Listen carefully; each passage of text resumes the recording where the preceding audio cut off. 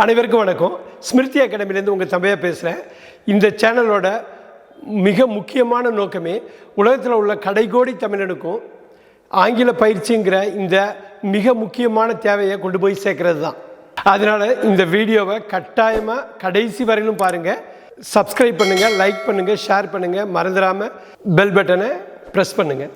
போன வீடியோவில் நம்ம ஒரு ஆங்கில வார்த்தைக்கு ரெண்டு அர்த்தம் உள்ள ஹோமோனிம் அப்படிங்கிற கான்செப்ட் பார்த்தோம். இன்னைக்கு இந்த வீடியோவில் ஒரே வார்த்தைக்கு ரெண்டுக்கு மேற்பட்ட அர்த்தம் உள்ள வேர்ட்ஸாக பார்க்க போகிறோம். இது சுவாரஸ்யமான லிஸ்ட், இந்த வேர்ட் லிஸ்ட்டு. அப்புறம் சுவாரஸ்யமான வீடியோ கூட. கட்டாயமாக கடைசி வரையிலும் இந்த வீடியோவை பாருங்கள், பலன் பெறுங்க. நம்ம வீடியோக்குள்ளே போகலாமா? நம்ம முதல்ல பார்க்க போகிற ஹோமோனிம் ஈவன். ஈவன்னா 3 அர்த்தம் இருக்குதுங்க. Even surface. ஈவன் சர்ஃபேஸ் அப்படின்னா சமதள பரப்பு, அது ஒரு ஈவன். அப்புறம் ஈவன் நம்பர்ஸ்னால் ரெட்டப்பட நம்பர்கள் 2, 4, 6, 8, 10. இது ஈவன் நம்பர்ஸ். அதுக்கப்புறம் ஈவன் யூ, நீ கூடவா அப்படி பண்ணுற, ஈவன் யூ கூட. அப்போ ஈவனுக்கு 3 அர்த்தம். ஒன்று ரெட்டப்பட நம்பர், ரெண்டாவது ஈவன் சர்ஃபேஸ் சமதள பரப்பு, மூணாவது ஈவன் கூட, நீ கூடயா, ஈவன் யூ. அடுத்து நம்ம பார்க்க போகிற ஹோமோனிம் 2 அர்த்தத்துக்கு மேலே உள்ள ஹோமோனிம் டை. ஷர்ட்டுக்கு போடுற டை, TIE. அப்புறம் 2 கிரிக்கெட் மேட்ச் இந்தியா பாகிஸ்தான் நடுவில் மேட்ச் நடக்குது. 2 டையில் முடிஞ்ச மேட்ச் நிறைய இருக்குது. ஈக்குவல், டைனா ஈக்குவல், வெற்றி தோல்வி இல்லாமல் சமமாக ஈக்குவலாக உள்ளது டை. மூணாவது அர்த்தம் இந்த வேர்டு டைக்கு TIE, முடிச்சு போடுறது, இருக்கு போடுறது. நம்ம டை ரிலேஷன்ஸ்னு சொல்லுவோம். டை கட்டுறது, நாட் போடுறது. அந்த டை மூணாவது அர்த்தம். இப்போ 3 அர்த்தத்தையும் நம்ம பார்க்கலாமா? டைனா ஒன்று ஈக்குவல், இன்னொன்று ஷர்ட்டுக்கு டை போடுறது, இன்னொன்று ஷூலேஸை டை பண்ணுறது. இந்த 3 அர்த்தமும் டைக்கு உண்டு. அடுத்து நம்ம பார்க்க போகிற வார்த்தை ஸ்கேல், SCALE. ஸ்கேல் நமக்கு எல்லாருக்கும் தெரியும். ஸ்கேல் ஜாமெட்ரி பாக்ஸில் இருக்கும், ஒரு மெஷரிங் இன்ஸ்ட்ருமெண்ட். ஸ்கேல் ஒரு அளவுகோல். இது இல்லாமல் 2வது அர்த்தம் இருக்குது. ஸ்கேல்னா மீனோட தோலை உரிக்கிறது, ஸ்கேலிங் த ஃபிஷ்ஷும்பாங்க. ஸோ ஸ்கேல் பண்ணுறது அப்படின்னாக்கா மீனோட தோலை உரிக்கிறது. இன்னும் 3வது அர்த்தம், முக்கியமான அர்த்தம், ஸ்கேல் த ஹைட் அப்படிம்பாங்க. ஏறுறது, கிளைம் பண்ணுறது, ஏறுறது. ஸோ இப்போ 3 அர்த்தம் இருக்குது. ஸ்கேல் அப்படின்னா ஒரு அளவுகோல், மெஷரிங் இன்ஸ்ட்ருமெண்ட். நம்பர் 2 ஸ்கேல்னாக்கா ஃபிஷ்ஷோட தோலை உரிக்கிறது. நம்பர் 3 ஸ்கேல் த ஹைட்டுனாக்கா உயரத்தில் ஏறு, கிளைம் பண்ணு அப்படிங்கிறது. அடுத்து நம்ம பார்க்க போகிற 3 அர்த்தம் உள்ள ஒரு homonym fair, FAIR. Fair. First fair அப்படின்னா ஃபேர் அண்ட் லவ்லி நம்ம பேசுவோம். ஃபேர்னா அழகாக, ஹீ இஸ் ஃபேர் அப்படின்னா அழகாக இருக்கா, ஷீ இஸ் ஃபேர் அப்படின்னா அவள் அழகாக இருக்கா அப்படிங்கிறது தான் FAIR, ஃபேர். ரெண்டாவது fair book fair, trade fair அப்படின்னா ட்ரேட் ஃபேர் சொல்லுவோம், புக் ஃபேர் சொல்லுவோம். அதாவது புக் ஃபெஸ்டிவல், புக் எக்ஸிபிஷன், அதுக்கு அந்த ஃபேர்னு சொல்லுவோம். எக்ஸிபிஷனுக்கும் அந்த ஃபேர் ஃபெஸ்டிவலுக்கோ ஈவெண்ட்டுக்கோ சொல்லுவோம். அப்புறம் புக் ஃபேரில் போய் நீங்கள் புக் எடுக்கிறீங்க, புக்கெல்லாம் நிறைய டிஸ்கவுண்ட் கொடுக்குறாங்க. அந்த ப்ரைஸ் நியாயமாக இருக்குது, குறைச்சலாக இருக்குது அப்படின்னா the book price is fair. அது ரொம்ப அதிகமாக இல்லை, அநியாயமான ப்ரைஸ் இல்லை, ஃபேரான ப்ரைஸ் அப்படின்னா நியாயமான ப்ரைஸ். அப்போ ஃபேருக்கு 3 அர்த்தம் இருக்குது. ஒரு அர்த்தம் அழகு, ரெண்டாவது அர்த்தம் எக்ஸிபிஷன், ஷோ, மூணாவது ஃபேர் நியாயமான ப்ரைஸ், நியாயமானது, ரீசனபிள் அப்படிங்கிற ஒரு அர்த்தம் இருக்குது. 3 அர்த்தம் இருக்குது. அடுத்து நம்ம பார்க்க போகிற ஒரு வசீகரமான வார்த்தை தான் மீன், MEAN, மீன். மீனுக்கும் 3 அர்த்தம் இருக்குங்க. நம்ம தமிழ் மீன் இல்லைங்க, இது இங்கிலீஷ் மீன். இந்த இங்கிலீஷ் மீனுக்கே 3 அர்த்தம் இருக்குது. ஒரு மீன் என்ன அப்படின்னாக்கா நம்ம நார்மலாக பேசுகிறது தான் மீன். கணிதத்தில் இருக்கும் சராசரி, மீன் ஆஃப் 3, 4, 5. 3, 4, 5க்கு மீன் என்னென்னா 4, சராசரி. 3, 4, 7, 5, 12 டிவைடட் பை 3, 4. இந்த மீன் சராசரி எல்லாருக்கும் தெரியும். ரெண்டாவது மீன் ஹீ இஸ் ஸோ மீன் அப்படின்னா இவ்வளோ அல்பமாக இருக்கானே, ஹீ இஸ் ஸோ மீன், இவ்வளோ அல்பமாக மோசமாக இருக்கானே அப்படிங்கிறது மீன்னு சொல்லுவாங்க. மீன்னா அல்பம். அடுத்தது தேர்டு, ரொம்ப முக்கியமானது, நம்ம எப்போ பார்த்தாலும் பேசுகிறது தான் மீன்னா அர்த்தம். மீனுக்கே அர்த்தம் இல்லைங்களா? ஸோ மீன்னா அர்த்தம், அந்த அர்த்தத்துக்கு அர்த்தம் கொடுக்குற மீனிங் தான் இந்த ஒரு மீன், இந்த வேர்டு. மொத்தம் மீனுக்கு 3 அர்த்தம் நம்ம பேசுகிறோம். ஒரு மீன் சராசரி, ரெண்டாவது மீன் வந்து அல்பமாக இருக்கிறது. மூணாவது மீன் வந்து அர்த்தம். What do you mean, what I mean, நான் என்ன சொல்கிறேன்னா எனக்கு என்ன அர்த்தம் புரியுது அப்படின்னா அந்த மீன். ஸோ இந்த மூணும் ரொம்ப முக்கியமான மீனிங்க இந்த மீனுக்கு. அடுத்து நம்ம பார்க்க போகிற அனதர் இன்ட்ரெஸ்டிங் ஹோமோனிம், 3 அர்த்தம் உள்ள ஹோமோனிம் வந்து ரோல், ROLL. ஃபர்ஸ்ட் ரோல்னா is rolling on the ground, அவன் கீழே உருள்றான் அப்படின்னு சொல்கிற ரோல் வந்து ஒன்று ROLL. ரெண்டாவது ரோல் வந்து எக் ரோல், பிரெட் ரோல். நீங்கள் வந்து நிறைய வந்து ரெஸ்டாரண்ட்டில் போனாக்கா எக் ரோல் வேணும்னு கேட்பீங்க, அதை சுருட்டி கொடுப்பாங்க, அந்த ரோல் ROLL. அந்த ஒரு ரோல் வந்து எக் ரோல் வர்ற ரோல் வந்து ரெண்டாவது அர்த்தம். மூணாவது அர்த்தம் வந்து ரொம்ப முக்கியமானது. ஸ்கூலில் உங்களோட ரோல் நம்பர் என்னன்னு கேட்பாங்க. அதாவது ஸ்கூலில் உள்ள லிஸ்ட் ஆஃப் ஸ்டூடெண்ட்ஸில் அந்த லிஸ்ட்டில் நீங்கள் போய் இருந்துட்டால் அது நீங்கள் ரோலில் இருக்கீங்கன்னு அர்த்தம். ரோல் கால்னு சொல்லுவாங்க, அந்த லிஸ்ட்டை கூப்பிடுவாங்க, ரோல் கால்மாங்க.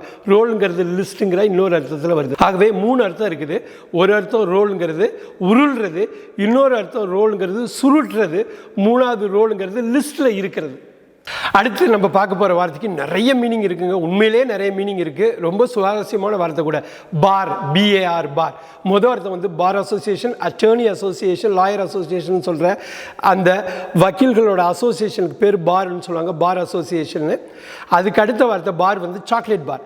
நம்ம கிட்ஸுக்கு கொடுக்குற சாக்லேட் அது கட்டியாக கொடுப்போம், ஒன்றும் இல்லாமல் 2-3 ஸ்டாக் இருக்கிற அந்த ஸ்டாக் உள்ளதுக்கு பேர் பார். ரைட். நம்பர் 3 வந்து கவனமாக பாருங்கள். இந்த பார் அப்படின்னா ஒரு ஸ்டாண்டர்டை வைக்கிறது, ஒரு லெவலை வைக்கிறதுக்கு பேர் bar. Set the standard, set the bar high அப்படிம்பாங்க. அந்த லெவலை வந்து ஒரு பார், அது வைக்கிற ஸ்டாண்டர்டு வைக்கிறதுக்கு பேர் பார். இந்த 4th மீனிங் வந்து டேட் பார் ஆகிடுச்சும்பாங்க. டேட் கடந்து போயிடுச்சு, டேட் பாஸ் ஆகிடுச்சு, அந்த டேட் தள்ளி போயிடுச்சு, ஆகா டேட் பார் ஆகிடுச்சு, இதுக்கப்புறம் நம்ம அப்ளை பண்ண முடியாதுன்னு சொல்லுவாங்க. அந்த பார் வந்து 4வது மீனிங். இந்த 5வது மீனிங்கை நான் சொல்கிறது பார் வந்து எல்லாருக்கும் தெரிஞ்ச ஒரு விஷயம். லிக்கர் ஷாப், டாஸ்மாக்னு சொல்கிற அதையும் பார்னு தான் சொல்லுவாங்க. ஆல்கஹால் ஷாப்பும் பார். இந்த 5 மீனிங் ரொம்ப முக்கியம். ஃபர்ஸ்ட் ஒன்று வக்கீல், லாயர். நம்பர் 2 கட்டி, chocolate bar. Number 3 standards bar, setting the standards bar. Number 4 date bar ஆயிடுச்சு, கடந்து போய்விட்டது. Number 5 TASMAC shop, bar shop, alcohol shop. அடுத்து நம்ம பார்க்க போகிற பல அர்த்தம் கொண்டுள்ள ஒரு வார்த்தை வந்து சீல், SEAL. சீல் அப்படின்னா ஒரு மிருகம், அது ஆக்சுவலாக ஒரு அனிமல், நீர்லையும் நிலத்திலையும் வாழ்கிற ஒரு அனிமல், அது வந்து சீல். ரெண்டாவது சீல் வந்து ஒரு கேப்பை அடைக்கிறது, ஒரு இதை க்ளோஸ் பண்ணுறது. சீல் வச்சுருங்க, சீல் வைக்கணும், க்ளோஸ் பண்ணுங்க அப்படின்னு சொல்கிறது ஒரு சீல். நம்பர் 3 சீல் வந்து கம்பெனிக்கு சிக்னேச்சருக்கு பதிலாக அந்த ஸ்டாம்ப் வைப்போம், அந்த சீல் கம்பெனி சீல் எடுத்துருவான்னு சொல்லுவாங்க, அந்த கம்பெனி சீல் தான் 3வது சீல். ஆக மொத்தம் 3 அர்த்தம் இதில் இருக்குது. ஒரு சீல் உயிரினம், ரெண்டாவது சீல் வந்து க்ளோஸ் பண்ணுறது இல்லை அடைக்கிறது. நம்பர் 3 சீல் வந்து கம்பெனி சீல், அந்த ஸ்டாம்ப், அந்த அச்சு, அதுதான். அடுத்து நம்ம பார்க்க போகிற வார்த்தை வந்து ரிங், RING, ரிங். ஃபர்ஸ்ட் வந்து the phone is ringing, phones ring, phone rings. இதுக்கெல்லாம் என்ன அர்த்தம்னா இந்த மணி அடிக்குது, ரிங் அப்படிங்கிறது மணி அடிக்கிறதுங்கிறது ஒரு அர்த்தம். ரெண்டாவது அர்த்தம் வந்து என் கையில் போட்டிருக்க மோதிரம், ரிங்கிங். இங்கே ரிங் நான் போட்டிருக்கேன், மோதிரம் போட்டிருக்கேன், ஸோ த ஹேண்ட் ரிங், அது வந்து மோதிரம்ங்கிறது ரெண்டாவது அர்த்தம். மூணாவது அர்த்தம் நம்ம ஆரியா சார்பட்டா பரம்பரையில் அந்த ரிங்குள்ளே பாக்ஸிங் ரிங்குள்ளே பாக்ஸ் பண்ணுவார், அந்த சதுரமாக உள்ள அது கூட ரிங் தான், அதுவும் ரிங்குன்னு தான் பேர், வளையம். ஸோ இந்த ரிங்க்கு 3 அர்த்தம் இருக்குது. ஒரு அர்த்தம் ரிங் வந்து மணி அடிக்கிறது, ரெண்டாவது ரிங் வந்து மோதிரம், மூணாவது ரிங் வந்து பாக்ஸிங் ரிங், வளையம். அடுத்து நம்ம பார்க்க போகிற வார்த்தை வந்து ட்ரங்க்குங்க. இதுக்கு 4 மீனிங் இருக்குது. TRUNK, ட்ரங்க் அப்படிங்கிறதுக்கு 4 மீனிங் இருக்குது. முதல் மீனிங் வந்து எலிஃபெண்ட்டோட ட்ரங்க், அதோட தும்பிக்கை, அதுதான் அது ட்ரங்க், எல்லாருக்கும் தெரிஞ்ச ஒரு வார்த்தை. ரெண்டாவது ட்ரங்க் வந்து யூஎஸில் வந்து காருக்கு, 4 வீலர் காருக்கு நம்ம சொல்கிற டிக்கின்னு, பின்புறம் லக்கேஜ் வைக்கிற டிக்கின்னு சொல்கிறது வந்து ட்ரங்க்குன்னு சொல்லுவாங்க, அதுவும் ட்ரங்க்கு தான். நம்பர் 3 நம்ம வந்து ட்ரங்க் போட்டி எடுத்துகிட்டு போனாங்க அப்படின்னு கிராமத்துலலாம் சொல்லுவோம். ட்ரங்க் போட்டி அப்படின்னு ஒன்றும் இல்லை, பாக்ஸு, பெரிய பாக்ஸு, துணியெல்லாம் வச்சுட்டு, சாமான்லாம் வச்சுட்டு ஒரு இடத்துலேருந்து இன்னொரு இடத்துக்கு போகிறப்ப அந்த ட்ரங்க்கை யூஸ் பண்ணுவாங்க.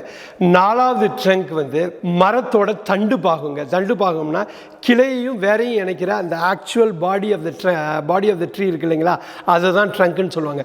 ஆகையெல்லாம் இந்த 4 விஷயம், ஒன்று வந்து எலிஃபெண்ட்டோட தும்பிக்கை ட்ரங்க்கு, காரோட பேக் சைடு வந்து ட்ரங்க்கு, கையில் ட்ரங்க் எடுத்துகிட்டு போகிற ட்ரங்க் பாக்ஸ் வந்து ட்ரங்க்கு, 4th வந்து கிளையையும் வேரையும் சேர்க்குற அந்த தண்டு பாகத்துக்கும் ட்ரங்க்குன்னு தான் பேர்.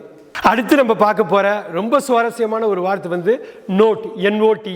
நோட்னா பணம், பணத்தாள். நமக்கு எல்லாருக்கும் தெரியும் நோட்டு, 1 ரூபா நோட்டு, 2 ரூபா நோட்டு, 3 ரூபா நோட்டுன்னு. அந்த தாள் வந்து நோட். ரெண்டாவது நோட்டு வந்து மியூசிக் நோட். இளையராஜா வந்து மியூசிக் நோட்ஸ் வந்து கொடுத்துட்டு அது மூலமாக கம்போஸ் பண்ணி சாங் ஏற்றுவாங்க.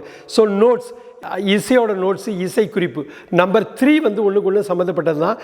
சார் வந்து கிளாஸில் வந்து ஆசிரியர் சொல்லுவார், இதை நோட் பண்ணிக்கிங்க, இதை நோட்ஸ் எடுத்துக்கங்க பாரு. குறிப்பு எடுத்துங்கன்னு சொல்கிறது நோட்ஸ். நோட் எடுத்துக்க, நோட் பண்ணிக்கிறது. நம்பர் 4 வந்து அந்த நோட்டை வந்து எங்கே பண்ணுவீங்க, ஒரு நோட் புக்கில், அதாவது நோட்டு புத்தகத்தில் நீங்கள் இந்த நோட்ஸ் வந்து குறிப்பு எழுதுவீங்க. ஸோ நோட்டு புத்தகமும் ஒரு நோட்டு தான், NOT. மொத்தம் 4 நம்ம பார்த்தோம். ஒன்று வந்து பணத்தாள், ரெண்டாவது வந்து இசை குறிப்பு, மூன்றாவது வந்து குறிப்பு எழுதுறது, நாலாவது வந்து குறிப்பு புத்தகம். அடுத்து நம்ம பார்க்க போகிற ஒரு இன்ட்ரெஸ்டிங்கான வார்த்தை வந்து ஹோமோனிம். 2 அர்த்தத்துக்கு மேலே 3 அர்த்தம் உள்ள மீனிங் உள்ள வார்த்தை வந்து டேட், DATE. டேட்னா ஃபஸ்ட்டு வந்து தேதி தாங்க. January 1, 2022 அப்படின்னு சொன்னீங்கன்னா அந்த தேதி தான் January 1 தான் டேட். இன்னொரு டேட் வந்து பேரிச்சம்பழம்.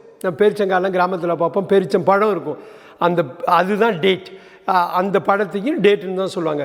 இந்த 3வது மீனிங் நுணுக்கமாக நீங்கள் பார்க்க வேண்டிய ஒரு மீனிங் வந்து 2 பேர் சேர்ந்து பார்த்து பேசி பழகி புரிஞ்சுக்கிறது, அதுக்கு பேர் டேட்டிங்.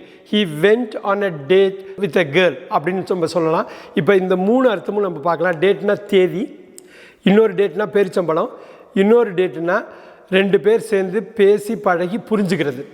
அடுத்து நம்ம பார்க்க போகிற 3 அர்த்தம் உள்ள ஹோமோனிம் வந்து மேட்ச், MATCH. மேட்ச்னால் பொறுத்துக்க. மேட்ச் த ஃபாலோயிங்லாம் நம்ம ஸ்கூலில் வந்து கொஸ்டின்ஸ் வரும். பொறுத்துக்க, கீழ்கண்டவற்றை பொறுத்துக்க, மேட்ச் த ஃபாலோயிங். அந்த மேட்ச் வந்து பொருத்தம். ரெண்டாவது மேட்ச் வந்து கேம், கிரிக்கெட் மேட்ச் அப்படிம்பாங்க, கிரிக்கெட் கேம். அந்த மேட்ச் வந்து விளையாட்டு அப்படிங்கிற அர்த்தத்தில் வருது. 3வது மேட்ச் வந்து சிவகாசி, நமக்கு நல்லா தெரியும், மேட்ச் பாக்ஸ். மேட்ச்ங்கிறது தீப்பெட்டி. ஸோ தீ பற்ற வைக்கிற குச்சி உள்ள அந்த பெட்டிக்கு பேர் மேட்ச் பாக்ஸ். ஸோ இந்த 3 தான் மேட்ச்க்கு அர்த்தம். மொதல் அர்த்தம் வந்து மேட்ச் பொருத்தம், ரெண்டாவது மேட்ச் விளையாட்டு, 3வது மேட்ச் தீப்பெட்டி. அடுத்து நம்ம பார்க்க போகிற வார்த்தை வந்து டக், DUCK. டக்குன்னா வார்த்தை, அது ஒரு பறவை, எல்லாருக்கும் தெரியும். டக்குங்கிறது வார்த்தைங்கிறது ஒரு அர்த்தம். ரெண்டாவது அர்த்தம் வந்து டக்குன்னா டக் அவுட் ஆகிட்டாருன்னா 0. கோல்டன் டக்குன்னு சொல்லுவாங்க. கோல்டன் டக்குன்னா மொதல் பால்லையே 0 எடுத்துகிட்டு வெளில போகிறது. ஒரு கிரிக்கெட்டர் 0 ரன் எடுத்தால் அதுக்கு பேர் டக்கு. 0 அப்படின்னா டக். 3வது வந்து டக்கிங் த பால்னு சொல்லுவாங்க. இந்த பால் வந்து தான் மேலே படாமல் தப்பிக்கிறதுக்கு பேரும் டக்கிங் த பால், டக் அப்படின்னு சொல்லுவாங்க. இந்த மொத்தம் 3 அர்த்தம் இருக்குதுல. ஒரு டக் வந்து வாத்து, இன்னொரு டக் வந்து 0, இன்னொரு டக் வந்து நம்ம அந்த பாலை விட்டு தப்பிச்சு போகிறது, ஏதோ எரியப்படுற ஒரு பொருள்லேருந்து தப்பிக்கிறதுக்கு பேரும் டக்கு தான்.